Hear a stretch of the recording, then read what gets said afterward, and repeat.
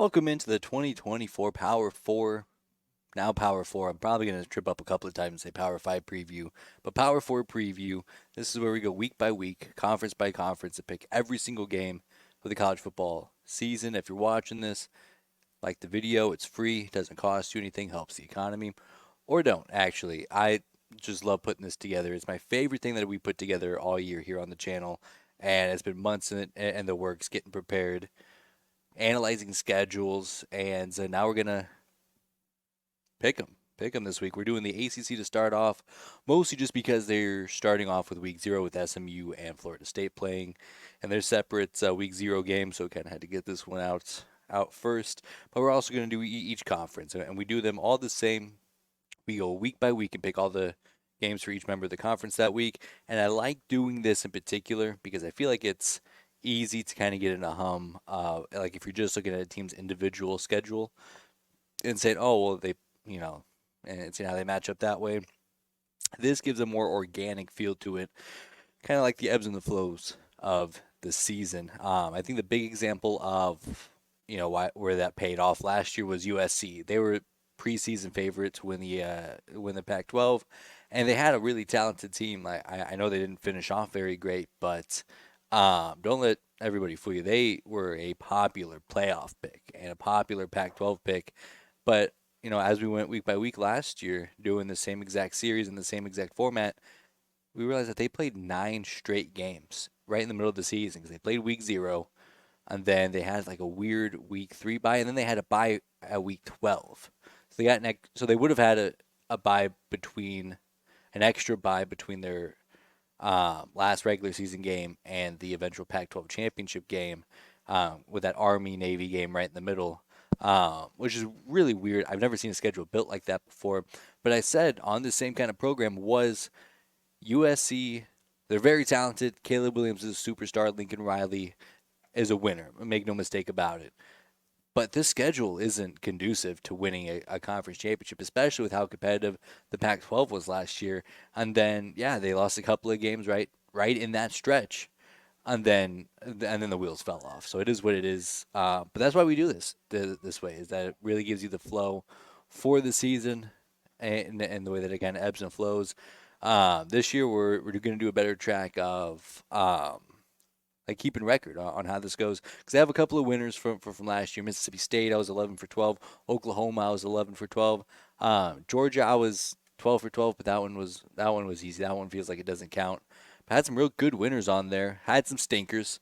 I had Cincinnati going to a bowl game. They stunk. Had Arkansas, I think, at 8 wins. They missed out on a bowl game.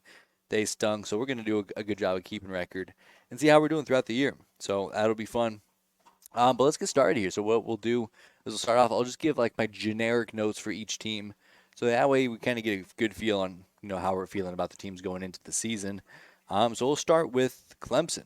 I think, and did these just kind of like a vague order on how good I feel about them. And Clemson's number one. I mean, last year was a weird year. Make no mistake about it. Um, but there's a lot of games. Like if you were watching that Duke game, you don't think that Duke is that much better of a football team. You think, boy, that was a weird game. In that Florida State game, they don't have a kicker to send out. They sent out an accountant that they pulled off of Wall Street from the week before to try to kick the game-tying field goal. He misses it. Shocker.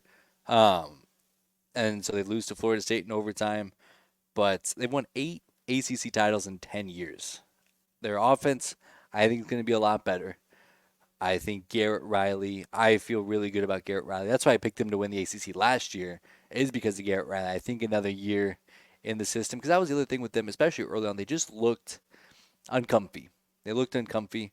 And it makes sense when you're installing a brand new offense like that.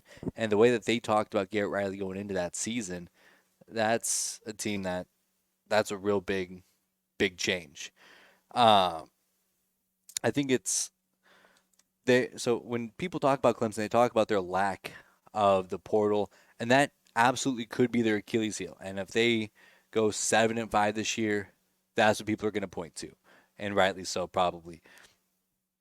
But there's also a world where he doesn't go into the portal because he realizes he has another championship caliber football team. He could be happy with food at home, is what I wrote down here. Unity is a big thing within this program, and last 10 years it's been spot on. I mean, I don't think Kate Klubnik's a superstar quarterback like Deshaun Watson or Trevor Lawrence. So I don't know if they're I don't know if their best case scenario is national championship contender because of that.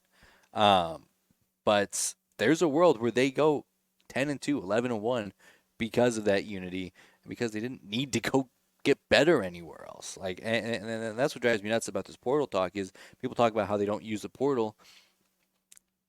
Point out the weakness on this team. I mean, you have Kate Klubnik, who's, I don't think he has a very high ceiling, but he's been quarterbacking this team for a lot of football games now. So, I mean, but they got a tough schedule. They play a lot of the big dogs in the conference. They start with Georgia to start off the season.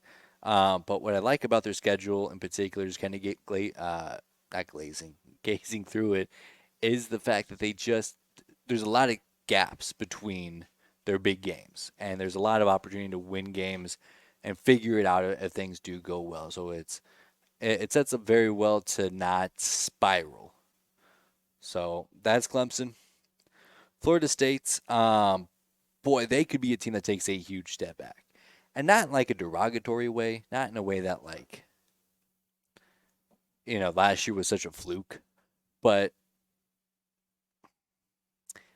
another thing that I like to do is I like to look at teams that are going to hit their ceiling and a team that are going to hit their floors. Like last year, Michigan team, that was a ceiling team. This is going to be the best Michigan team we'll ever see. The stars are aligned.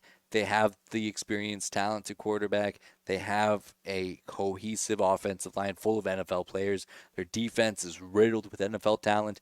This is the team that they've been working to field, and we're going to see them pop off. Whereas you look at a team like TCU last year, I that was my big thing with them. Is like they're going to take a step back, but we're going to get to see the floor. And I don't think that they're going to be 5-7 ever again because I think that was them bottoming out. Like this was their worst case scenario. If 2022 was the year that they were building towards, 2023 is going to be the year that they lose all those pieces. Of course, Florida State's definitely in that category. They go from the second most experienced team in the country to 73rd. And I did not give them the benefit of the doubt last year. I said I got to see it. You got to go and beat teams like LSU. You got to go and beat teams like Miami. You got to go beat teams like Clemson, and they did. They did all of that in droves. Had TJU as a transfer quarterback, big shoes to fill. I'm also skittish on them because I don't believe in the 1 year rental quarterbacks. Out of the 10 years in the playoffs, only 2 times has a first year transfer quarterback made the college football playoff. And that was Jalen Hurts with Lincoln Riley. I love Coach Norvell. He's not Lincoln Riley as far as developing offensive talent. And then Justin Fields, who's, I mean, such an anomaly in so many ways. And those Ohio State teams were so good. But it just doesn't happen to get to that high level. Now, you could also say that Florida State, they don't need to make a 13-0 season again. They just need somebody to stop gap. They got some young talented quarterbacks that they like quite a bit. But so maybe this is just a stopgap. Who knows? They still got a lot of talent throughout the team. It's just a lot of question marks along the depth charts. But yeah, big shoes to fill. Lots of talents, many new faces. And next is Miami on my list. Also very skittish on them for the same exact reason. One that I was skittish on Florida State last year. All right, we got to see it. We got to see. You got to win some of these big games to kind of get launched into that Clemson and now Florida State territory in the ACC. There's a lot of people who say that this could be one of the better teams in the country. Again, maybe. I mean, I said the same thing about Florida State last year, and I was wrong. So maybe this is the year that they pop off. But also why I'm skittish on them is for the same exact reason that I was just skittish about Florida State. Cam Ward, I think he's awesome. I think he's probably the best transfer quarterback, on the market. Dylan Gabriel's up there as well. But you get him for 1 year. There's not a whole lot of players who have come in as a transfer right away and won at the highest level in college football. Like I said, only two quarterbacks in the entire 10-year college football playoff history have done that. They were all either homegrown, like you think of all the Alabama quarterbacks, you think of Deshaun Watson, Trevor Lawrence, or they're quarterbacks that transferred in but have had some time to really reach their ceiling. Joe Burrow, Baker Mayfield, those guys who made the college football playoff. Joe Burrow, one of the greatest college quarterbacks of all time. Um, so it's really hard to come in and succeed right away.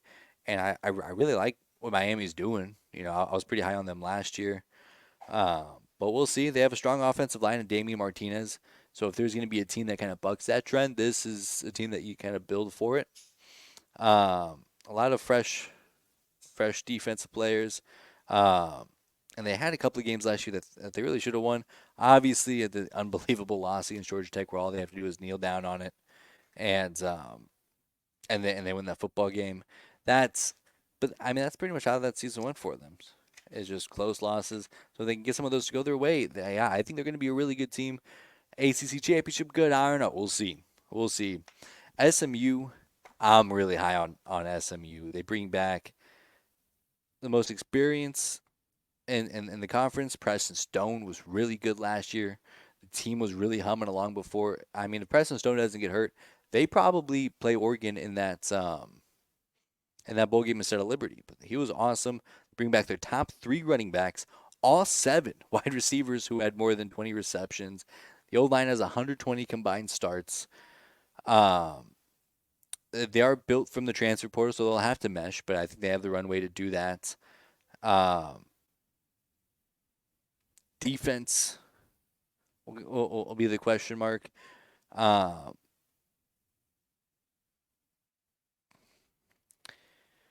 but we'll see. Their three toughest games are pretty early, so if they can right the ship early on, I think they'll be.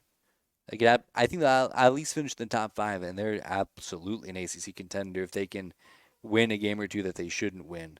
So we'll see how they handle it. Up next, Virginia Tech. A lot of people are high on Virginia Tech, and I get it. They're the number two most experienced team in the country. Kyron Drones is seemingly a rising superstar.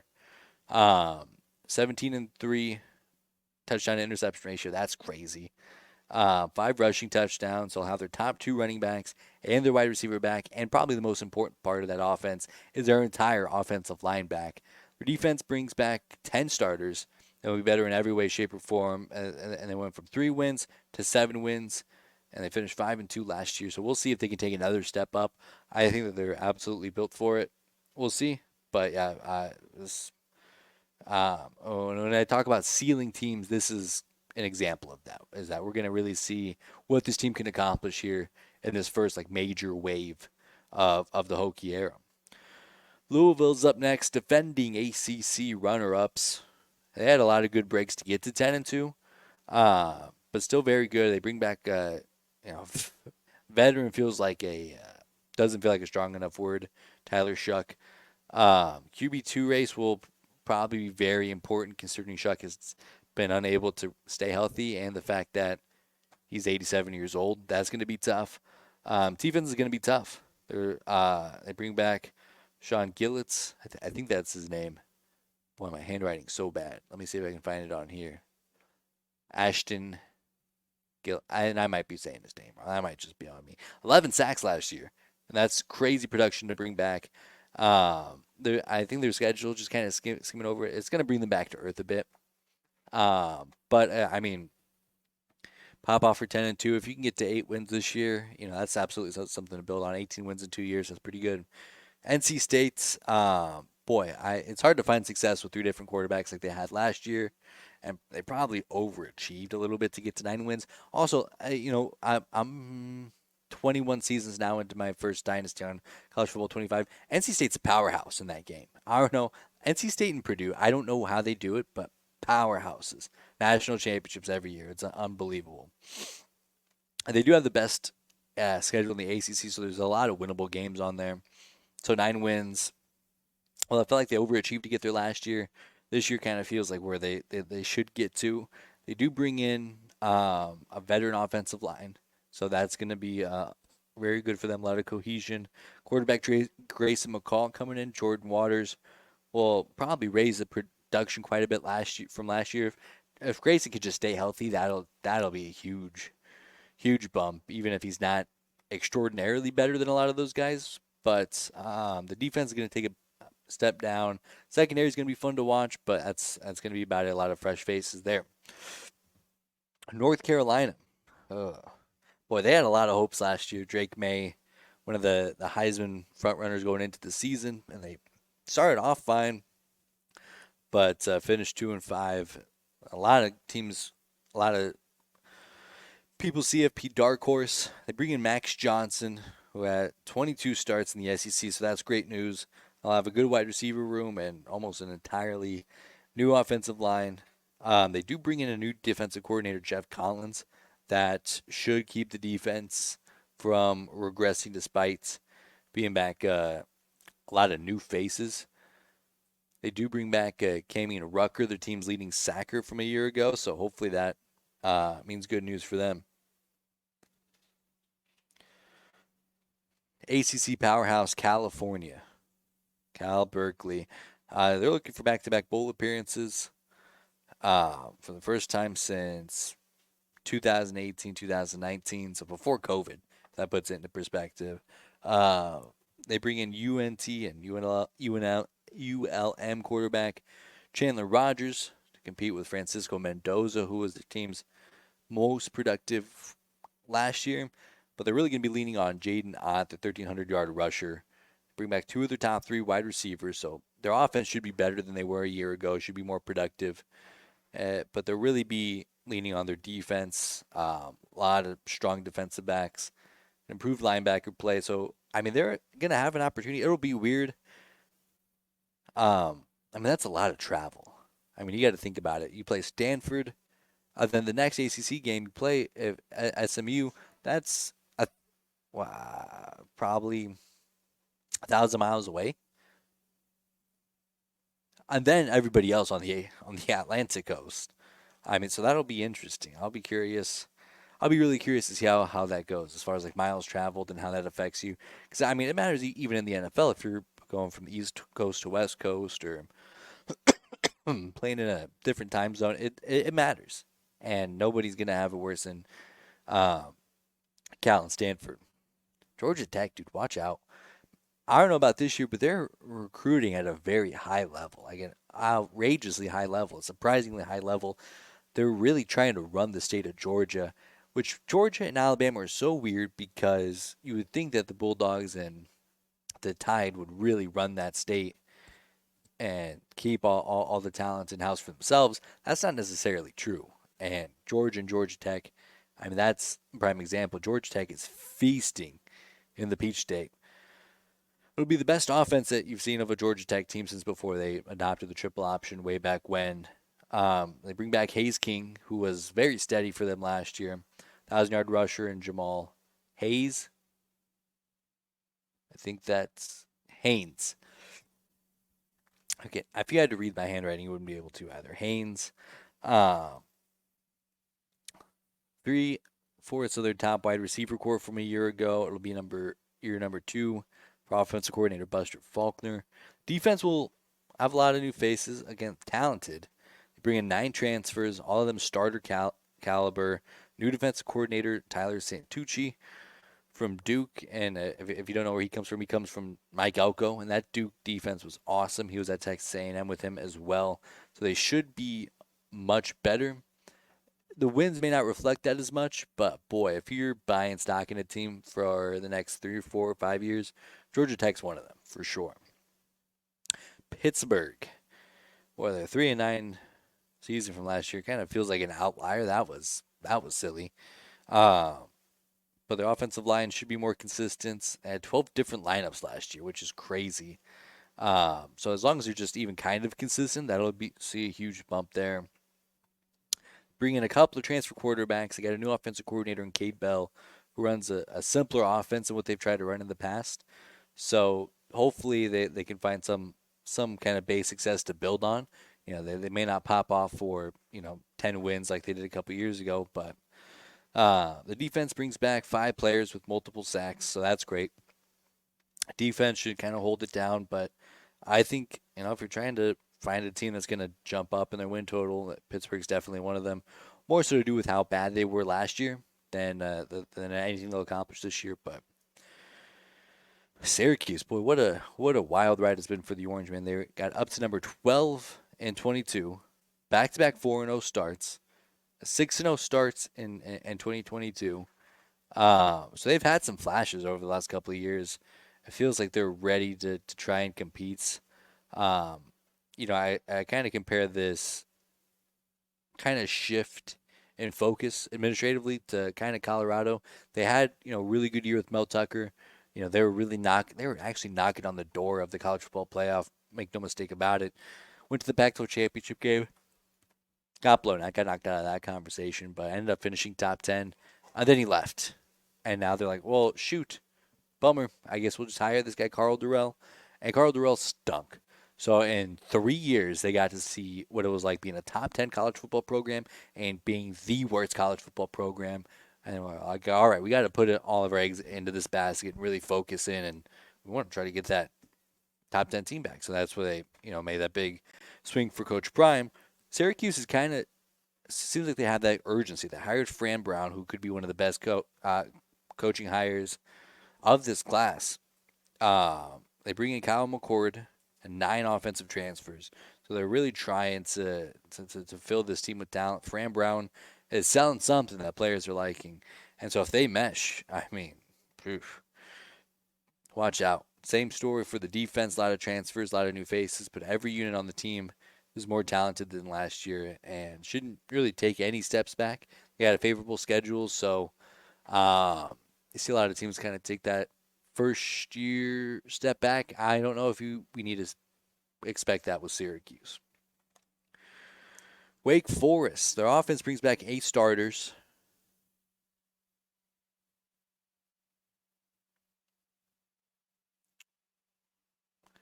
They bring in Hank Bachmeier from Boise State to sprinkle in hopefully some life into what was an awful quarterback room last year.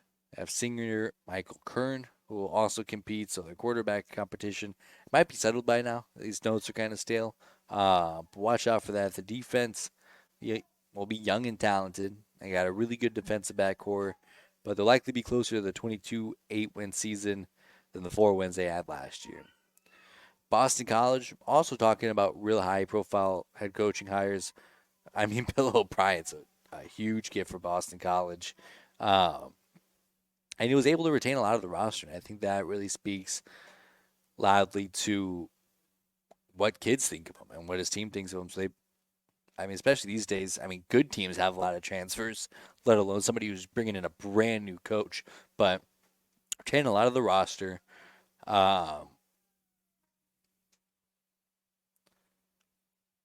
Thomas Castellanos at quarterback, so he'll be a good bridge for how Bill wants to mold his offense around it. The defense will have to develop. They had a really good year last year, so they'll have to kind of step in and make some progress quickly, but they could. They could absolutely.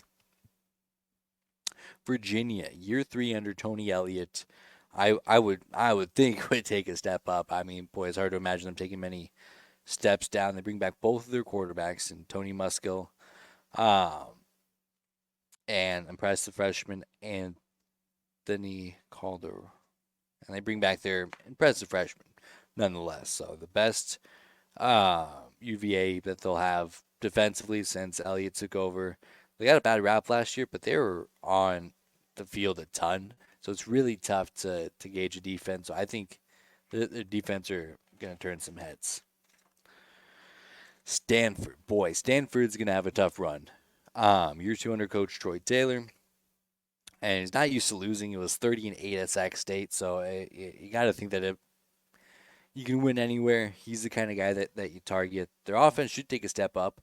They bring in 10 starters back and a vastly improved offensive line, which you won't see that often from Stanford moving forward. Because here's the problem with Stanford, and Colorado was running into this issue, which is how they fell into being the worst college football team, like a historically bad college football team before Coach Prime got there, is that their academics aren't set up to be very transfer friendly. So you get a bunch of guys who leave, but you can't replace them with transfers. So you either have to develop your guys and not even the good guys because all the good guys left. You have to develop your lesser talents, and then you bring in like FCS transfers or, I mean, group of five talents on the team. Not a winning formula, but this team should take a step up and hopefully they build some momentum. I'm really rooting for them. But the formula's homegrown, and this team should pave the way for that if they're going to find some lights. And then Duke. Lots of new faces. They bring in Manny Diaz as a coach. Ooh, could be a disaster. He wasn't good in Miami. He got to hope that his time at Penn State has some success. He just named quarterback Malik Murphy as their starter. And now when I talk about year one transfers, like I did earlier, talking about how they can't compete at a high level, there's a lot of value in a new regime who, I mean, Duke's not competing for a college football championship, but I mean, Malik Murphy is talented, and that's the kind of guy that you want to get in the transfer portal. But really, only a handful of other guys are going to be back, so they should take step backs pretty much every unit and be kind of a tough go at it. That's the ACC. So now, like I said at the beginning of the video, we'll get right back into picking some games here. All right. So of course, we're starting with week zero. Week zero, SMU and Nevada. I'm gonna give this one to SMU. As a Husker fan, I was kind of pulling for Chubba Purdy to win that job in Nevada. Couldn't do it. So, um, and then the bigger one, I mean, the biggest game of week zero by far, Florida State and Georgia Tech. And this, I hate to pull like the big upset bell in week zero, but I think Georgia Tech's going to win this football game. I think that they have more experience. And again, as a Nebraska fan, that Dublin game's weird. It's a weird game. I mean, Nebraska, and now they were bad when they played in 2021. They were bad. Make no mistake about it. Actually, I think it was 2020. Yeah, 2022. They were bad. I don't think Florida State's going to be bad, but they lost to a Northwestern team that didn't win a game the rest of the year. That's a weird game, and I think Georgia Tech's going to be slightly more built for it than Florida State is. So I think they get the upset in week zero. Now, week one, kind of fly through a lot of these. NC State will pick up the win against Western Carolina. Skim through some of these easy ones. Duke, I think, will beat Elon. Important game for them. They're not going to have a whole lot of winnable games, but that's going to be one. I think Stanford loses to a much improved TCU team. Virginia Tech picks up a big win against Vanderbilt. Pittsburgh over Kent State. Louisville over Austin Peay. Syracuse over Ohio. California and Virginia both get wins over FCS opponents. Georgia Tech over Georgia State. Georgia Tech starts off 2-0. SMU over Houston Christian. Whoops. Oh my gosh, I keep hitting the wrong button. And then Florida State bounces back against Boston College. So now I'm kind of going through some of these more. Oh, is that North? Oh, that's North Carolina A&T. Yeah, give me Wake Forest there. Maybe. Oh my gosh. There we go. North Carolina and Minnesota. Not very high on either of these teams, but give me North Carolina. Clemson and Georgia. Boy, it would be fun if Clemson wins. I don't think they do. Bonus points for Georgia with it being in Atlanta. Miami and Florida. I'm very low on Florida. I think they're going to lose a lot of games. People are going to give them a lot of benefit of the doubt for their tough schedule, but fact of the matter is, I think Miami's just the better football team there. Week 2, NC State picks up win over FCS, whoever. Okay. Wake Forest, North Carolina, AT&T. Wake Forest picks up a win. Was this not the same exact? Huh. Whoops, I think. I must have got. Yeah, we won twice. Huh. That's going to be a problem here. Let me double check here. Okay, so we'll just delete this sheet. All right. Nope, not copy. Actually.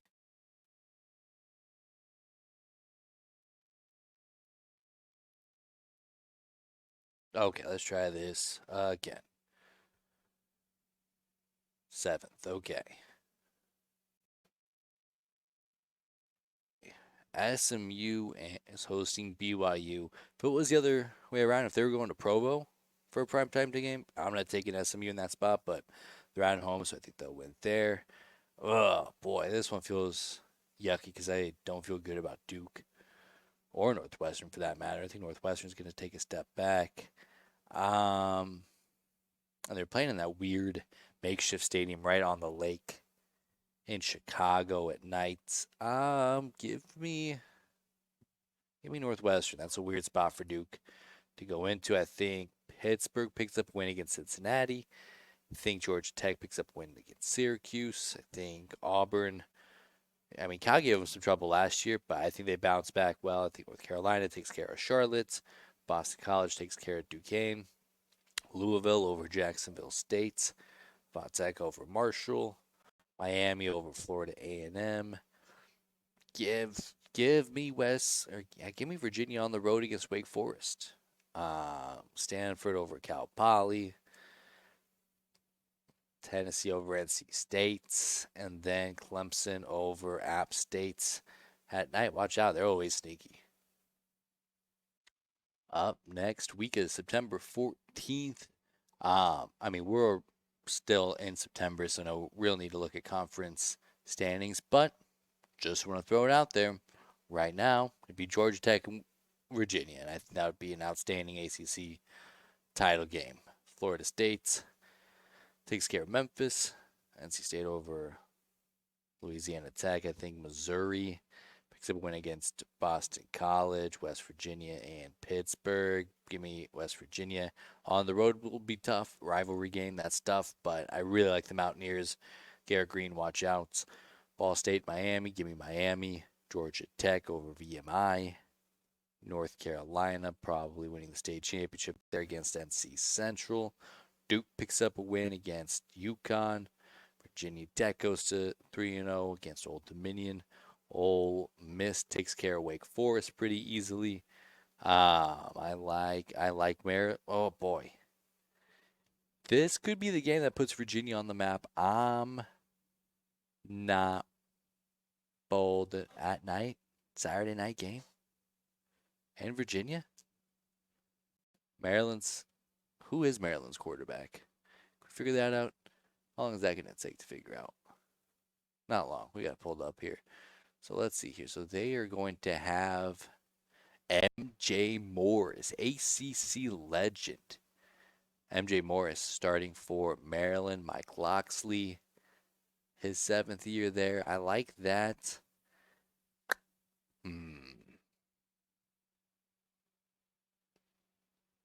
I'm not picking the upset here. I think Maryland takes care of business. But if Virginia's gonna start turning some heads, that's where you start. And I think Cal beats San Diego State at home. September 21st, Stanford and Syracuse in New York. I mean, Syracuse, again, this is going to be one of those games where like it starts to get weird for Stanford travel wise, especially on a Friday night game. Weird. Weird. I don't like that. Pittsburgh over Youngstown State.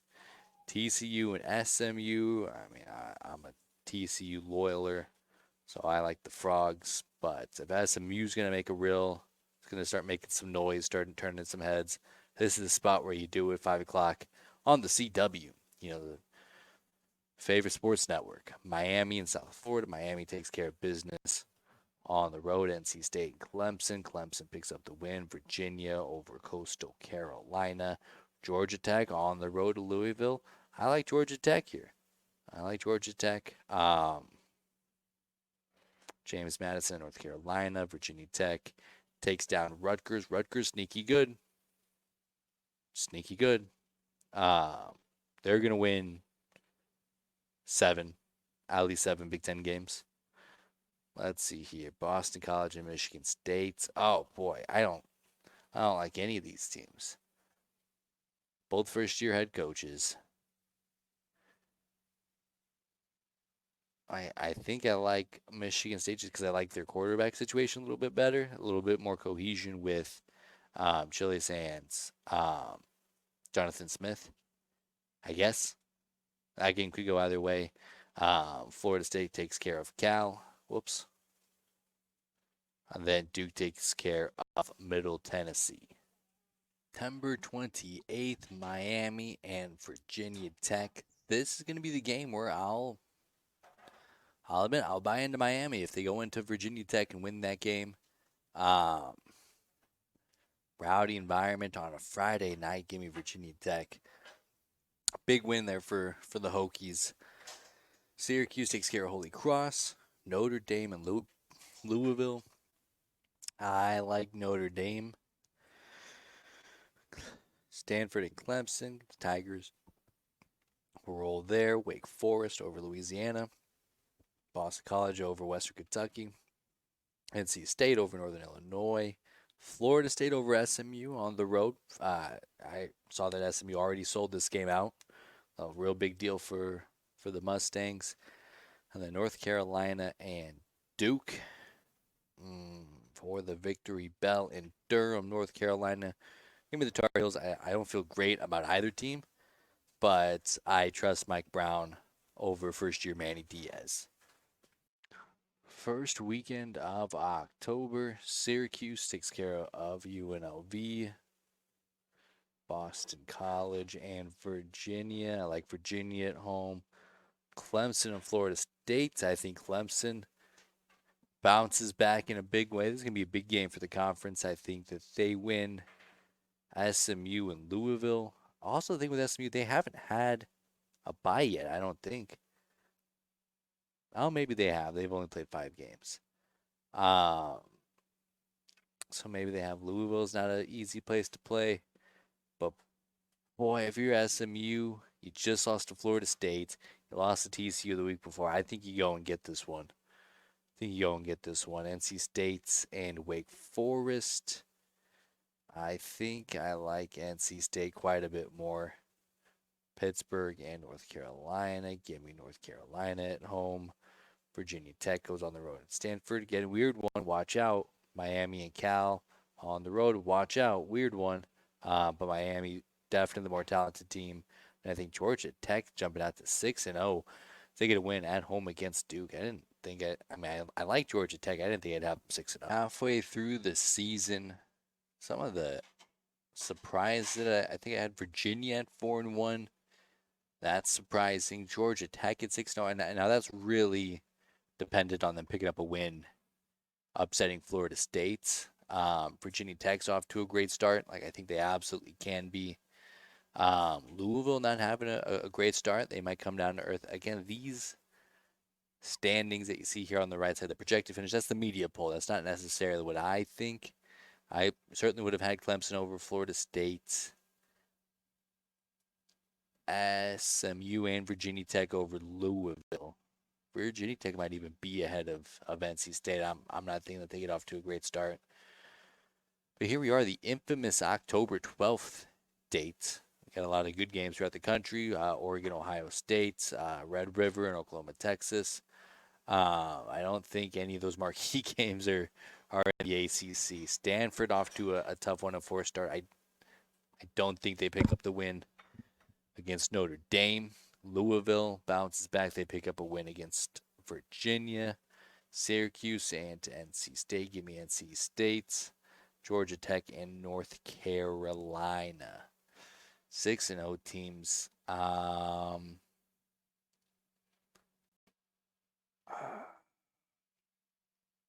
this is typically where Mac Brown teams tend to start to stumble. They usually get off to really good starts early on in the season and then fall apart late. Give me the home team. Give me the Tar Heels. Wake Forest and Clemson. I think Clemson picks up the win there. And then Pittsburgh hosting Cal. I think they pick up the win pretty steadily. Boston College and Virginia Tech. Give me the Hokies. Florida State takes care of Duke on the road. Wake Forest over UConn. Clemson over Virginia. Oh boy, this might be where Georgia Tech starts to stumble. We'll circle back to that. Um, let's see here. Is this one of the games where I trust Miami, or do I trust? You see, here's what really concerns me about Louisville and some of these more 50-50 games. Tyler Shuck is their quarterback. I don't have a whole lot of faith in him. Give me Miami. I think this is one where they can start to prove themselves. SMU should take care of business against Stanford. Again, road trip. It's weird. NC State at California. Give me the Wolfpack. Last weekend in October, just a quick look at how things are shaping up right now. I mean, certainly the biggest surprise is North Carolina going 7-0. There's a lot of 50-50 games there that they probably don't win, but they're up there. It is what it is. They're 7-0. Virginia Tech 7-0. They have a really good runway to get going here. Clemson, the lone loss to Georgia, puts them in play for the ACC title game. Cal having a rough go at it. Pittsburgh and Syracuse still sitting pretty good going into November with a winning record, no matter what happens here. So we'll get right into it. Syracuse and Pittsburgh, those two teams I just mentioned. I like in Pittsburgh. Give me the road team. Give me Syracuse. 50-50 game there. Louisville and Boston College. Louisville needs to start getting some wins. This is a winnable opportunity for them. North Carolina gets another win. 8-0, dude. Are you serious? There's no shot. Oh my gosh. Okay, let's really, go back and analyze here. So they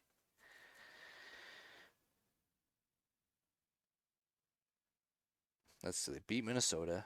Don't mind that. Beat Charlotte. Don't mind that. They beat NC Central. Don't mind that. They beat James Madison. Don't mind that. They beat Duke. Don't mind that. They beat Pittsburgh. I don't really mind that. They beat Georgia Tech at home. I mean, I guess it's either them being 7-0 or Georgia Tech. So I guess I feel fine with North Carolina here. Then they get a bye last week. Okay, yeah, I get it. Okay, I see the vision. 8-0. 8-0 for the Tar Heels.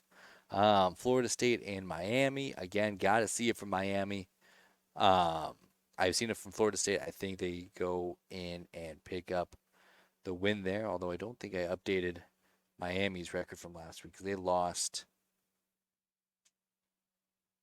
They lost. So they're 6-2 actually.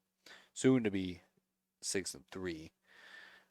Georgia Tech and Virginia Tech. Virginia Tech at home. Wake Forest going to Stanford. I'm getting Stanford their first win here. Their first win in ACC play. If that to me, Cal beats up on Oregon State in the non-conference play. And then SMU picks up a win on the road in Duke. And that SMU's in a weird spot because they got a lot of these weird games against not very good teams, but on the road, which always very iffy. Right, getting the tail end of the season. We're in November. Right now, it looks like it would be Clemson and Virginia Tech in the ACC championship game. North Carolina also 4-0. Unbelievable stuff there. But yeah, Florida State's two losses in the conference to Clemson and Georgia Tech. They are seemingly out of it. NC State still has the one loss. That'd be weird because they're 5-2 is a good spot to be in. SMU at 3-1 with that one loss to Florida State. So we'll see how that shapes up. I don't think all of these numbers are quite accurate. That's the thing with playing 8 conference games is that it's hard to keep track of. It's hard to keep track of, but nonetheless, here we are. Louisville and Clemson. Clemson picks up the win there. Finally, somebody beats North Carolina. I'm so I don't like them being at 8-0. I don't think they get to 8-0. And they certainly don't get to 9-0. So that will be a little bit of solace. NC State picks up a win. Virginia Tech and Syracuse. Watch out for Virginia Tech. Syracuse isn't very good. Upset spot. Upset spot. Watch out, especially with the first year coach. This Be the time where they start to hum. So they're at 5-2. They need a bowl game. I'm not going to be the one to predict it, but watch out. Pittsburgh and SMU. Give me the Mustangs there, and then Miami bouncing back with a win against Duke. Second week in November, going into it. A lot of teams with just 3 games left. Florida State and Georgia, or Florida State just with 2 left. Right now it would be Clemson and Virginia Tech in the ACC title. NC State still hanging around with just the 1 conference loss. So is SMU and North Carolina. See how things shape up. I think Wake Forest picks up the win against Cal, picking up their first conference win. That's good news. Notre Dame and Florida State, primetime NBC. Let's see here. DJU picked up his infamous win against Notre Dame at Clemson. Does he do it again? I say sure. I mean, since Notre Dame's not in the conference, they don't have to do their schedule. So we'll give it to Florida State. We'll give it to Florida State. Miami and Georgia Tech. I think Miami goes and they win this one, mostly because of the fact that they couldn't do it last year. So this is one that they probably have circled on their calendar. Clemson, Virginia Tech, ACC title game preview. Clemson picks up the win. Virginia and Pittsburgh. Give me Pittsburgh, I suppose. They need a win. Syracuse and Boston College. This feels like a spot for Boston College to pick up their first win in conference play in the Duke and NC State. I think NC State stays alive in the ACC race and gets a win against Duke. November 16th, Virginia, Notre Dame. Notre Dame.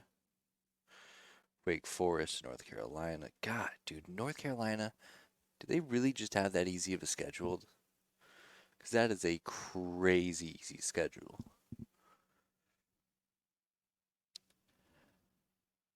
So they don't play Miami. They don't play Clemson. They don't play Virginia Tech. They don't play SMU. That's bonkers. I mean, that is unreal as far as schedules go. I don't know, dude. Maybe they can make some noise. I don't know. But yeah, they're beating Wake Forest. Clemson's beating Pittsburgh. SMU's beating Boston College. Louisville's beating Stanford. And Cal and Syracuse.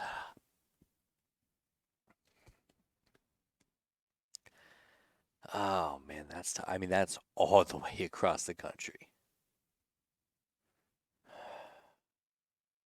I don't think Cal's gonna be as bad. Yeah, let's give them. Yeah, they got. Yeah, they haven't won a game yet. So yeah, let's just throw them. Let's throw them up. All right. So most teams. Let's see. So we're in the final 2 weeks of the season here. Taking a look. So Clemson. Now Clemson's not 7-1 there. They're 8-0, aren't they? Yeah. Okay, so they finish 8-0. So right now they're in. And they don't play another conference game. So they locked up a spot. And they'll be playing either Virginia Tech, SMU, North Carolina. Florida State's kind of out of it. NC State's still in the mix. Boy, so we might have a pretty deep tiebreaker here. So I mean, let's just hash things out as far as like the bottom of the conference goes. I mean, it's about right. I didn't think it'd have Boston College as low as they are, 3-7. Duke at 3-7 is tough. Um, Stanford's right about there. Remember when Georgia Tech was 6-0, and I was like, dang, that's crazy. And like them and North Carolina played for who's going to be 7-0, and Georgia Tech hasn't bounced back since. But of course, North Carolina at 9-1 is crazy. Unbelievable bounce they got. All right, NC State and Georgia Tech. I'll give it to Georgia Tech. I feel like they got to bounce back here. Clemson over the Citadel. Ooh, SMU at Virginia. I think, I think SMU gets the win here. Forest to Miami, Louisville, and Pittsburgh. Give me Louisville. Florida State at Charleston Southern. All right, well, yeah, give me the Noles. North Carolina and Boston College. This is when I really want to give it to Boston College, but oh, god damn it, dude. Yeah, I'm gonna give it to Boston College. I'm not having North Carolina go 10-1. Unbelievable. No shot. Okay. So Boston College pulls off the upset at home. Hey, and maybe yeah, this is when Bill O'Brien's team starts humming. Syracuse beats Cal. I appreciate how this rivalry is just big game. Um, I'm gonna keep it a buck. Who needs this win more? I think Cal needs this win more. So Cal wins there, and then Virginia Tech and Duke. Virginia Tech clears. That one was easy. Oh my gosh, what a chaotic mess this has turned into. Last week of the season, let's look into it. So Clemson's in. They're in for sure. They're either gonna play not NC State. They just lost. They're 5-2. Virginia Tech or SMU, and they don't play head to head. So they don't have that. So if one of them wins and the other doesn't, they're in. If they both win, then we'll have to do some calculations on tiebreakers. And then if both of them lose, then it gets way messy because now North Carolina's back in the fold, NC State's back in the fold, Florida State might even be back in the fold. They only have 2 conference losses, so boy, let's see how crazy it gets here. Stanford picks up a win against San Jose State. Boy, I'm happy to give that to them. Georgia Tech does not beat Georgia. Clemson takes care of business in South Carolina. Boy, 11-1. That's a damn good season for Clemson. Florida State. Florida State wins that game. Boston College and Pittsburgh. I'll give the nod to Bill O'Brien. I think they're humming at this point. They just beat North Carolina, took them out of contention. Kentucky and Louisville. Hmm. I'll give it to Louisville. I think that yeah, that's tough. The Governors Cup. NC State and North Carolina. Boy, this should be a good game. Give me NC State to pull off the upset in Chapel Hill. Virginia Tech. Oh boy. Oh boy, this is tough. Okay, give me. I mean, you have to give me Virginia Tech. I'm not picking Virginia. I'm happy for Virginia, but boy, this would be a good spot for them to really step up. Miami takes care of Syracuse. I mean, I don't think Cal's that good, but I also don't know if SMU's a 10 2. You know what? I'll give Cal the upset here. I'll give Cal the upset. Um, SMU depth might be an issue. Preston Stone was hurt this time of year. Um, yeah, yeah. They pick up the win, and then Duke picks up the win against Wake Forest because I feel so bad about where Duke is. 3-8. That's awful. That's awful. All right, so there you have it. We have Clemson and Virginia Tech going toe to toe. Clemson's only loss being Georgia. Virginia Tech's only loss being Clemson, if I'm not mistaken. That would be right. That would be right. So that game could go either way, and we still end up with these two teams here.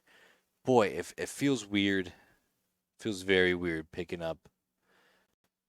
these games. But record wise, I feel pretty good about where these guys are going to end up. Florida State at 10-2, Clemson at 11-1 is definitely on the optimistic side. Miami, NC State, SMU both feel like 9-3. North Carolina, they don't I would not have guessed that they would have ended up 9-3 in my final standings. But I mean, boy, their schedule is so friendly. I mean, that is unbelievable here. So you avoid Clemson, Florida State, Virginia Tech. Well, I mean, let's just look at our standings here. So undefeated Clemson they avoid. 7-1 Virginia Tech they avoid. Let's see who else. NC State they have to play NC State. They don't play SMU. And the toughest team on that schedule is NC State. Oh no, they do play Florida State. Okay, so they do play Florida State, but I mean still, Florida State and NC State are their two toughest games of the season. After that, it's a drop off. So that's unbelievable. At the bottom, hmm, Syracuse had a little bit better of a season than they did last year. Duke taking a tumble. 4-8 record for them. Boston College finishes strong at 5-7. So overall, I feel pretty fine about where this is going to end up. So that'll do it for this ACC preview here. We'll do one final video at the end of next week where we do the conference championships, we do the college football playoff predictions, and we'll go from there. But if you stuck around this long, we really appreciate it. This has been awesome. This is my favorite thing to put together every year. All the podcasts, all the videos. This is my favorite. I love this. It's so in depth, makes me learn about every single school, and really makes me accountable as far as like my takes go. So it's a lot of fun. I appreciate it. But if you are sticking around this long and you haven't liked or subscribed, I mean, what are we doing? We're 57 minutes into it. Just click it. I'll wait. Thank you for watching.